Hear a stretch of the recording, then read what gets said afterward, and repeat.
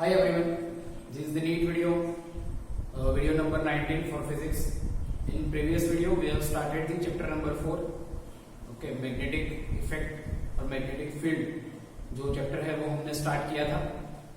Chapter में जो first topic हमने देखा था वो था बायोट-सावर्ट लॉ और मैग्नेटिक फील्ड. मैग्नेटिक फील्ड की इंट्रोडक्शन देखी थी कि मैग्नेटिक फील्ड कैसे जनरेट हुआ, ओके, मतलब कैसे जो जनरेट होता था वो हमें कैसे मालूम पड़ा कि हाँ भाई ये यहाँ से मैग्नेटिक फील्ड जनरेट होता है ऐसे ही, ओके. कितना होता है, किस डायरेक्शन में होता है, वो हमने बायोट-सावर्ट लॉ से देखा था. तो आज हम जो देखेंगे वो है बायोट-सावर्ट लॉ के बेस पे जो भी एमसीक्यू है, ओके, जो नीट में पूछे जा सकते हैं, जो पूछे गए हैं, वैसे कुछ एमसीक्यू हम देखेंगे बायोट-सावर्ट लॉ के टॉपिक. तो suppose first MCQ Biot-Savart law, ये रिंग है. बायोट-सावर्ट लॉ की एप्लीकेशन में रिंग देखी थी हमने. वो एप्लीकेशन में लिखा था कि अगर रिंग में से करंट फ्लो हो रहा है तो उसके सेंटर में और उसकी जो एक्सिस है वो एक्सिस पे मैग्नेटिक फील्ड जनरेट होता है. तो ये सेंटर वो है, ये कोई पॉइंट पी है. पॉइंट पी सेंटर से कैपिटल आर डिस्टेंस पे है और जो रिंग है वो रिंग की रेडियस भी कैपिटल आर है. तो क्वेश्चन ये है कि magnetic field at centre and magnetic field eight point P, उसका रेशियो फाइंड करो. ओके, मैग्नेटिक फील्ड जो सेंटर पे आएगा और मैग्नेटिक फील्ड जो एक्सिस पे आएगा उसका जो रेशियो है वो फाइंड करो. क्या करोगे, मैग्नेटिक फील्ड पहले आप फाइंड करोगे सेंटर पे, okay, that is the mu 0 I upon 2r. Same magnetic field find करोगे पॉइंट पी पे. वो पॉइंट पी मतलब वो एक्सिस पे पॉइंट है तो उस पे जो भी मैग्नेटिक फील्ड आएगा वो फाइंड करोगे और उसमें x की वैल्यू आ रही है. पी पॉइंट पे मैग्नेटिक फील्ड की फॉर्मूला आएगी mu 0 I r² upon 2x² plus r² raise to 3/2. Okay, ये x सेंटर पे ऐसे आएगी mu 0 I upon 2r. P point पे फॉर्मूला आएगी mu 0 I r² upon 2x² plus r² raise to 3/2. अब P point कितने distance पे है तो वो r डिस्टेंस पे है. तो यहां पे आप लिखोगे x is equals to r mu 0 I r² upon 2 r² plus r² raise to 3/2. जो भी इसका आंसर आएगा, ओके, इसका आंसर पहले फाइंड कर लो, फिर भी ओ और पी पे मैग्नेटिक फील्ड का रेशियो फाइंड कर लो, आंसर आ जाएगा. ओके, तो ये इजी एमसीक्यू है, बहुत हार्ड नहीं.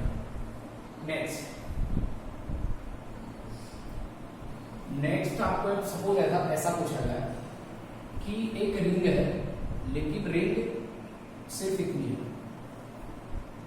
Okay, 3/4 time. मतलब जो ये एंगल कवर होगा रिंग का वो इतना होगा. ये एंगल होगा 3π/2, π/2, π/2, π/2, 3 टाइम्स π/2. उसमें करंट फ्लो हो रहा है, ओके. रेडियस है, ये रिंग है, उसकी रेडियस है कैपिटल आर. सेंटर है वो. Find out the magnetic field at O. Okay, question है find out the magnetic field at O. हमें ये मालूम है कि अगर पूरी रिंग है, फुल रिंग है, तो फुल रिंग से सेंटर ओ पे मैग्नेटिक फील्ड जनरेट होगा. उसकी फॉर्मूला आएगी mu 0 I upon 2r. Full ring से, फुल रिंग मतलब 360 degree, okay, that means 2π angle, 2π radian angle. Okay, तो 2π, अगर एंगल 2π रहा, पूरा 360 रहा, तो मैग्नेटिक फील्ड आएगा म्यू 0 I अपॉन 2r. लेकिन यहाँ पे एंगल है 3π/2, ओके, यहाँ पे एंगल है 3π/2. तो अगर एंगल 3π/2 है, अगर एंगल 3π/2 है तो मैग्नेटिक फील्ड क्या आएगा वो फाइंड करना है. तो कुछ नहीं, एक सीधी बात है कि अगर एंगल 2π है तो मैग्नेटिक फील्ड भी 0. अगर एंगल 3π/2 है तो मैग्नेटिक फील्ड कितना आएगा. ओके, तो सपोज इस पे x ले लेते हैं तो मैग्नेटिक फील्ड x आएगा d0 × 3π/2 divide by 2π. B zero center पे जो फॉर्मूला है वो लिखो mu zero I upon 2r, pi pi cancel, तो 3/4। दैट मीन्स मैग्नेटिक फील्ड आएगा 3/4 into mu zero I upon 2r। तो ये मैग्नेटिक फील्ड तो था ही 4 से, लेकिन अगर इतना ही सेक्शन है तो ये मिलेगा आगे। सेम अब एकदम नॉर्मल कि अगर आपको ऐसा पूछा जाए कि ये एक रिंग है, छोटी सी रिंग, उसमें से करंट फ्लो हो रहा है, उसका सेंटर सपोज यहाँ पे है, रेडियस सपोज उसकी r है, और ये जो एंगल है वो एंगल कवर हो रहा है 60 डिग्री। ओके, यहाँ पे एंगल था 3π/2, 3π/2 मींस 270 डिग्री, यहाँ पे एंगल कवर हो रहा है सिर्फ 60 डिग्री। तो अब कितना मैग्नेटिक फील्ड आएगा O पे? कुछ नहीं, simple answer E is equal to, सिर्फ आपको याद रखने का कि B O तो लिखने का है, B O उसकी जो फॉर्मूला है वो तो आएगी इनटू जो एंगल हमारे पास है वो डिवाइड बाय टोटल एंगल। यहाँ पे भी ऐसा ही किया है, B0 जो एंगल हमारे पास है 3π/2 डिवाइड बाय टोटल एंगल 362π, तो आंसर आ जाएगा। ओके, तो ऐसे एमसीक्यू आपको पूछे जा सकते हैं। तो ये एक टाइप के, आगे दूसरे टाइप के एमसीक्यू।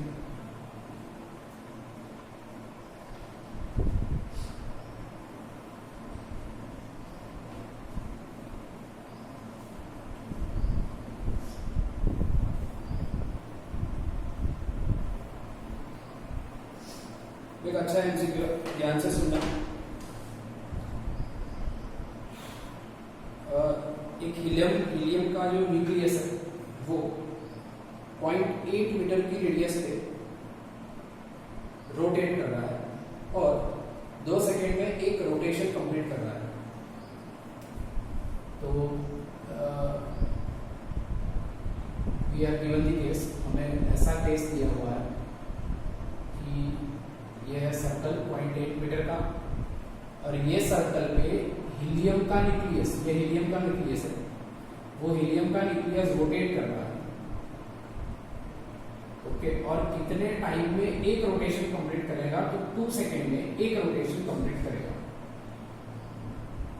हमें फाइंड करना है कि सेंटर पे मैग्नेटिक फील्ड कितना होगा, ये पॉइंट है, और सेंटर पे मैग्नेटिक फील्ड कितना होगा वो फाइंड करना है।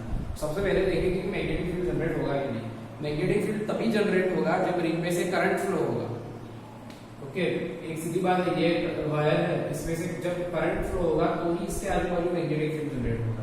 सेम ये रिंग है, इसमें से जब करंट फ्लो होगा तभी उसके आजू बाजू मैग्नेटिक फील्ड जनरेट होगा। सेम ये रिंग में से जब करंट फ्लो होगा तो ही मैग्नेटिक फील्ड जनरेट होगा। करंट की नॉर्मल जो कंडीशन है वो क्या थी? करंट क्या है? तो charge of flow. Okay, flow जो चार्ज है उसका ही फ्लो है। तो यहाँ पे पहले देख लेते हैं कि कोई चार्ज फ्लो हो रहा है कि नहीं। तो ये हीलियम का न्यूक्लियस है, what is the charge of helium nucleus? Okay, तो आप थोड़ा सोचोगे तो पता चलेगा कि हीलियम न्यूक्लियस का चार्ज होगा +2। हीलियम के न्यूक्लियस के अंदर 2 प्रोटॉन 2 न्यूट्रॉन्स होंगे, न्यूट्रॉन्स का चार्ज नहीं है, प्रोटॉन का चार्ज होगा +2। तो हीलियम न्यूक्लियस का चार्ज है +2, दैट मींस +2 ही चार्ज ऐसे नहीं बना, तो करंट फ्लो होगा ही। तो सबसे पहले हम फाइंड करेंगे current. Current I is equals to Q/T, Q आ गया 2E। ओके, T, अब जो T है, T वो टाइम है, टोटल टाइम, लेकिन हमारे पास यहाँ ये 1 रोटेशन का टाइम है। 1 रोटेशन का टाइम मीन्स टाइम पीरियड दिया गया है।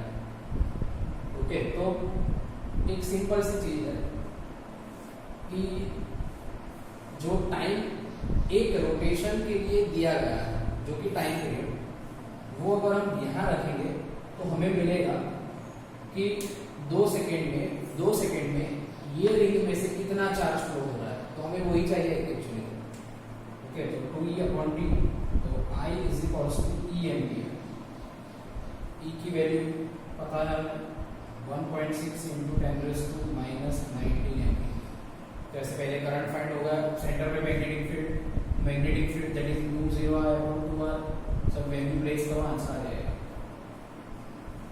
तो ऐसे मैग्नेटिक फील्ड फाइंड किया जा सकता है सेंटर पे अगर चार्ज दिया, करंट नहीं दिया। ओके, नेक्स्ट थोड़ा वेक्टर में घुसेगा। इतने किया हमने 3-4, लेकिन डायरेक्शन का देखा ही नहीं हमने। डायरेक्शन का कब देखने का आएगा आपको, प्रॉब्लम कब होगा वो देखो। सपोज 2 रिंग है,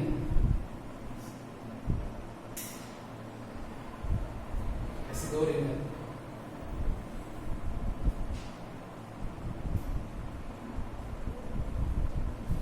एक रिंग में से करंट फ्लो हो रहा है I1, दूसरी रिंग में से करंट फ्लो हो रहा है I2। एक रिंग की रेडियस है R, दूसरी रिंग की R1, दूसरी रिंग की रेडियस है R2। यह है centre O। Find out the net magnetic field eight point O and also its direction. Point O पे नेट मैग्नेटिक फील्ड फाइंड करना है विथ डायरेक्शन।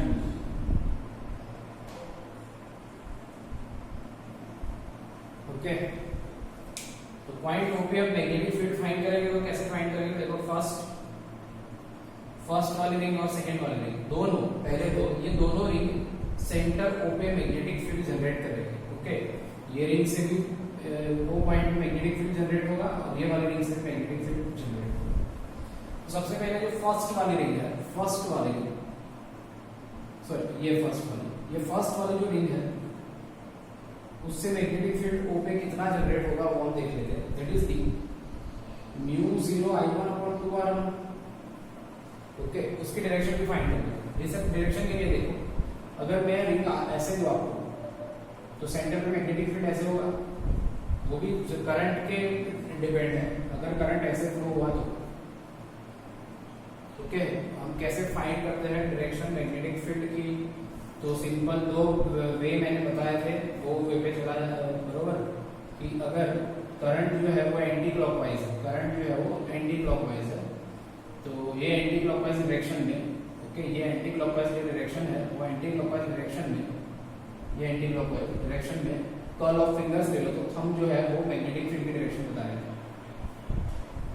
ओके, तो यहाँ पे करंट क्लॉकवाइज है, तो मैंने क्लॉकवाइज लिया, उंगलियां क्लॉकवाइज, तो थंब लेफ्ट साइड, तो ये मैग्नेटिक फील्ड होगा नेगेटिव एक्स एक्सिस में।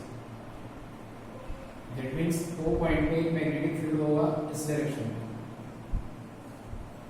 ओके, सॉरी, ये एक मिनट, ये फर्स्ट की वजह से हम मैग्नेटिक फील्ड फाइंड कर रहे हैं।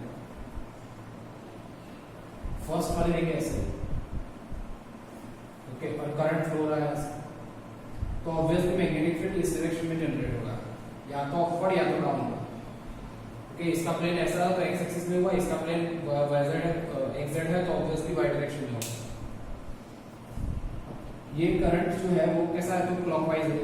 तो हमें क्या करने का कि क्लॉकवाइज हमारी उंगलियां कर्ल करने की, ओके, और हमें मिलेगा मैग्नेटिक फील्ड। तो क्लॉकवाइज करेंगे तो ऐसे ही करेंगे। ओके, तो मैग्नेटिक फील्ड होगा डाउनवर्ड, तो ये डाउनवर्ड मैग्नेटिक फील्ड आएगा, तो एक मैग्नेटिक फील्ड आ गया डाउनवर्ड नेगेटिव वाई एक्सिस पे। सेम ये रिंग के हिसाब से मैग्नेटिक फील्ड आएगा यहाँ पे B2। ओके, तो B2 I2 is equals to μ0 I2 upon 2R2, ये नेगेटिव एक्स एक्सिस पे। तो ऑब्वियसली इसका जो नेट मैग्नेटिक फील्ड होगा ये कुछ यहाँ पे होगा।